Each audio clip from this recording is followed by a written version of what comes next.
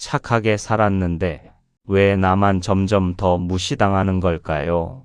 돌이켜 보십시오. 갈등이 생길 것 같으면 내가 먼저 물러섰습니다. 부탁이 오면 거절하는 것이 미안해서 늘 받아줬습니다. 불편한 일이 생겨도 내가 참으면 된다고 생각했습니다. 그러면 다 잘 될 줄 알았습니다. 내가 먼저 양보하면 상대가 고마워할 줄 알았습니다. 내가 참으면 관계가 원만해질 줄 알았습니다. 그런데 이상한 일이 벌어졌습니다. 참을수록 더 당연하게 여겨집니다. 베풀수록 더 요구해 옵니다. 배려할수록 더 만만하게 봅니다. 어떻게 된 일입니까? 내가 잘못 산 것입니까? 아닙니다.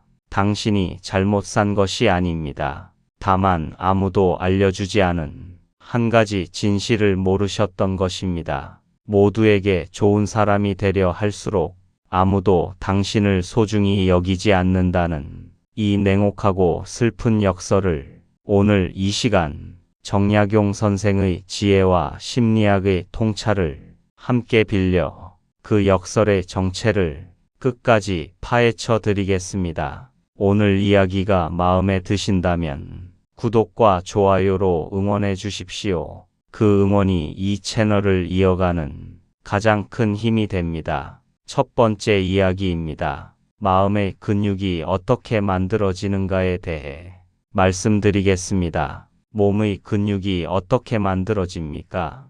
편하게 쉬어서 생기지 않습니다. 들어 올리기 버거운 무게를 들 때 한계에 부딪히고 근육 섬유가 미세하게 찢어지며 회복되면서 더 강해지는 것입니다. 마음의 근육도 정확히 같습니다. 갈등이 없고 불편함이 없는 삶에서는 마음의 근육이 자라지 않습니다. 작은 충돌을 겪어보고 불편한 감정을 직접 표현해보고 그것을 넘어서는 경험이 쌓일 때 비로소 마음의 근육이 생깁니다. 프로야구 투수 이야기를 해보겠습니다. 어릴 때부터 좋은 공만 던져온 투수가 있습니다. 타자가 치기 쉬운 공만 받았습니다. 실수해도 늘 감싸줬고 위기 상황을 버텨본 적이 한 번도 없습니다. 그 투수가 결승전 마운드에서 가장 강한 타자를 만나면 어떻게 됩니까?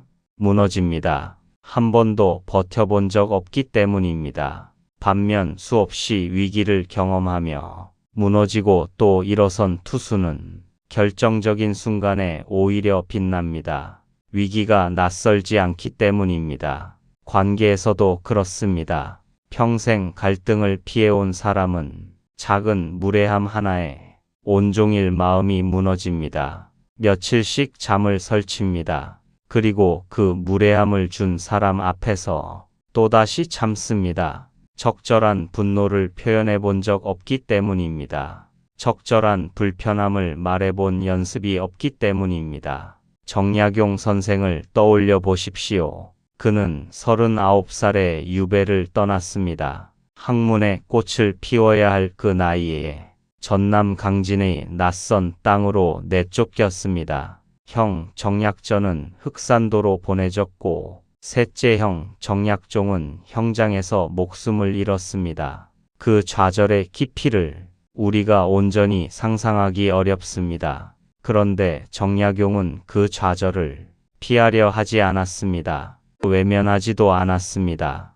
그는 정면으로 마주하며 그것을 학문의 연료로 삼았습니다. 강진 다산초당에서 목민심서를 썼고 경세유표를 완성했고 흠음신서를 다듬었습니다. 18년의 유배가 없었다면 이 위대한 저작들도 세상에 없었을지 모릅니다. 그는 두 아들에게 보낸 편지에서 이런 말씀을 남기셨습니다. 고난은 사람을 단련시킨다. 편안한 길에서 이루어진 것은 고난 앞에서 쉽게 무너진다. 불편함을 피하지 마라. 그것이 너를 진짜로 만드는 도구이다. 불편함을 피하지 마십시오. 갈등을 피하려 내가 먼저 참는 것이 관계를 지키는 것이 아닙니다. 그것은 마음의 근육이 자랄 기회를 스스로 빼앗는 일입니다. 적절한 불편함을 표현하십시오. 그것이 당신을 지키는 첫 번째 방패입니다. 참는 것만이 미덕이 아님을 이제는 아셔도 됩니다. 두 번째 이야기입니다. 왜 착하고 배려 깊은 사람이 가장 먼저 이용당하는지에 대한 심리학적 분석입니다. 먼저 한 가지를 말씀드리겠습니다. 당신이 이용당한 것은 어리석어서가 아닙니다. 무능해서도 아닙니다. 오히려 정반대입니다. 당신이 성실하기 때문입니다. 약속을 지키는 사람이기 때문입니다. 상대의 감정을 읽을 줄 아는 사람이기 때문입니다. 배려가 몸에 밴 사람이기 때문입니다. 그런데 이것이 왜 위험합니까? 자신의 이익을 위해 타인을 이용하는 사람들이 있습니다. 그들이 먹잇감을 고를 때 반항하지 않을 사람을 먼저 고릅니다. 거절하지 못할 사람을 고릅니다. 상처를 받아도 말하지 않을 사람을 고릅니다. 그 사람이 바로 착하고 배려 깊은 당신이었습니다. 상어는 상처난 물고기를 먼저 찾아냅니다. 피냄새를 맡기 때문입니다. 관계에서 그 피냄새는 경계가 없다는 신호입니다. 거절하지 못한다는 신호입니다. 늘 참는다는 신호입니다. 그 신호가 이용하려는 사람에게 정확하게 전달됩니다. 역사 속에서 이 이치를 보여주는 장면이 있습니다. 율리우스 카이사르의 이야기입니다. 카이사르는 평생을 민중을 위해 헌신했습니다. 갈리아 전쟁을 승리로 이끌고 로마로 돌아와 개혁을 추진했습니다. 그는 원로원 의원들이 자신을 두려워한다는 것을 알면서도 경호원을 곁에 두지 않았습니다. 자신의 선의를 믿었기 때문입니다. 그 선의가 결국 브루투스의 칼을 허용했습니다. 카이사르가 나쁜 사람이었습니까? 아닙니다. 그는 너무 순수했습니다. 경계 없는 선의가 어떻게 이용당하는지를 역사가 그대로 보여줍니다. 모든 사람에게 사랑받으려는 소망을 이제 내려놓으십시오. 그것은 불가능한 목표입니다. 예수도 공자도 석가모니아도 그들을 미워하는 사람이 있었습니다. 세상 어디에도 모든 사람에게 사랑받은 이는 없었습니다. 당신을 싫어하는 사람이 있다는 것은 당신이 살아있다는 증거이고 당신만의 색이 있다는 증거입니다. 오히려 이렇게 생각해 보십시오. 나를 이용한 사람을 보며 저렇게는 살지 말아야겠다는 반면교사의 지혜를 얻으십시오. 그 만남이 헛된 것이 아니었음을 알게 될 것입니다. 정약용 선생은 이런 말씀을 남기셨습니다. 나쁜 사람을 만나는 것도 헛된 인연이 아니다. 그 만남이 나에게 어떤 사람이 되어서는 안 되는지를 가르쳐주기 때문이다. 이제는 당신을 위해 사셔도 됩니다. 모든 사람의 마음에 들지 않아도 충분히 괜찮습니다. 세 번째 이야기입니다. 가장 가깝고 가장 아프게 부딪히는 관계에 대한 이야기입니다. 바로 자녀와의 관계입니다. 이런 경험이 있으십니까?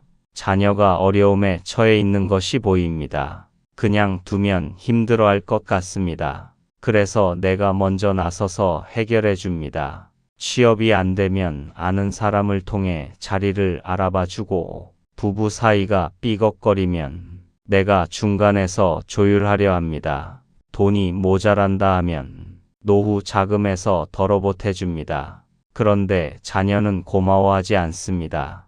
오히려 간섭이라 느낍니다. 연락이 점점 뜸해지고 명절에도 얼굴 보이기를 꺼립니다. 당신만 겪는 일이 아닙니다. 이 고통 속에 있는 부모가 얼마나 많은지 모릅니다.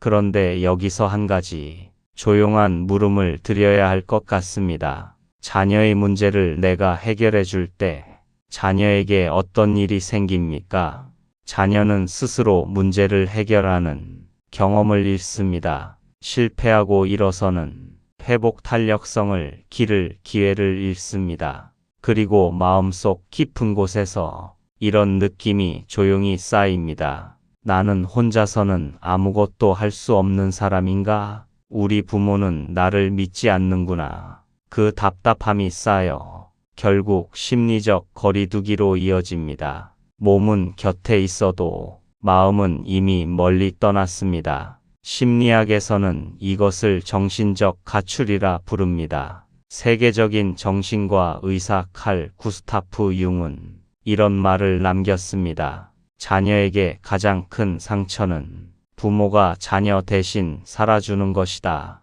부모의 미해결된 삶이 자녀의 삶 위에 얹힌다. 자녀를 위한다고 생각했는데 오히려 자녀에게 보이지 않는 짐을 얹은 것입니다. 이제는 다른 방식으로 사랑할 때입니다. 자녀는 이제 성인입니다. 완전한 한 사람의 어른입니다. 그 어른을 어른으로 대우하십시오. 자녀가 실수합니까? 그 실수가 자녀의 것이 되게 두십시오. 자녀가 힘들어합니까? 곁에서 지켜보십시오. 달려가 해결해 주지 마십시오. 그리고 자녀가 손을 내밀며 도움을 요청할 때 비로소 당신의 손을 내미십시오. 그때 내미는 손이 평생 먼저 내밀었던 손보다 자녀에게 훨씬 더 소중하게 닿습니다. 정약용 선생은 두 아들에게 이런 편지를 남기셨습니다. 나는 너희가 넘어지기를 바란다. 넘어지지 않은 사람은 일어서는 법을 모른다. 아비가 달려가 일으켜주면 너희는 평생 혼자 일어서지 못한다. 넘어지고 스스로 일어서는 것, 그것이 진짜 사람이 되는 길이다. 자녀가 넘어지는 것을 지켜보는 일이 얼마나 쓰린 일인지 압니다. 그 마음이 얼마나 힘든지 압니다. 그러나 지켜보는 용기가 달려가는 용기보다 더 깊은 사랑입니다. 평생 고생 많으셨습니다. 이제는 자녀의 짐까지 지지 않으셔도 됩니다. 이제 오늘의 이야기를 마무리할 시간입니다. 마지막으로 가장 실용적인 이야기를 드리겠습니다. 무례한 사람 한 명이 있습니다. 그 사람이 던진 말 한마디가 하루 종일 머릿속을 맴돕니다. 밥을 먹어도 그 생각, 잠을 청해도 그 생각, 그 사람 한 명이 오늘 하루 전부를 가져가 버렸습니다. 그 사람이 당신의 오늘 하루를 가져갈 만한 가치가 있습니까? 없습니다. 그 사람 대신 당신 곁에 있는 사람을 보십시오. 당신이 힘들다 하면 같이 화를 내줄 사람, 당신이 억울하다 하면 소주 한 잔 묵묵히 같이 기울여 줄 사람, 당신의 이야기를 끝까지 들어줄 사람, 그 사람 3명만 있으면 충분합니다. 세상 모든 사람이 내 편일 필요는 없습니다. 100명의 텅 빈 인맥보다 진심으로 내 편인 3명이 당신의 노년을 따뜻하게 합니다. 오늘부터 3가지를 실천해 보십시오. 첫째입니다. 불편할 때 말하십시오. 참지 마십시오. 화가 나지 않는 척하지 마십시오. 이렇게만 말해 보십시오. 나는 그것이 좀 불편했어요. 설명을 길게 붙이지 않아도 됩니다. 사과를 요구하지 않아도 됩니다. 그 한마디를 말하는 것 자체가 당신 안에서 무언가를 바꿉니다. 그것이 마음 근육의 첫 번째 훈련입니다. 둘째입니다. 자녀에게 오늘 한 가지를 스스로 하게 두십시오. 대신 해결해 주고 싶은 마음이 올라올 때 딱 한 박자 멈추십시오. 그리고 마음속으로 이렇게 말하십시오. 이 아이는 스스로 해낼 수 있다. 나는 그것을 믿는다. 그 믿음이 어떤 도움보다 더 강한 응원입니다. 셋째입니다. 오늘 내 편 한 명에게 연락하십시오. 잘 지내냐는 한마디면 됩니다. 그 한 통의 연락이 무례한 사람이 빼앗아간 오늘을 다시 되찾아줍니다. 당신은 이미 충분히 좋은 사람입니다. 모든 사람에게 인정받지 않아도 당신은 충분합니다. 표정을 펴십시오. 어깨에 힘을 빼십시오. 남은 생을 오직 당신의 평온을 위해 설계하십시오. 평생 남을 위해 사느라 정말 수고 많으셨습니다. 이제는 조금 이기적이어도 됩니다. 그것은 잘못이 아닙니다. 당신이 마땅히 누려야 할 권리입니다. 오늘의 지혜의 말씀은 여기까지입니다. 끝까지 시청해주신 여러분, 진심으로 감사드립니다. 저희 지혜의 미학은 앞으로도 여러분의 삶에 지혜가 되는 소중한 한마디를 전하도록 하겠습니다. 구독과 좋아요로 여러분의 따뜻한 마음을 나눠주세요.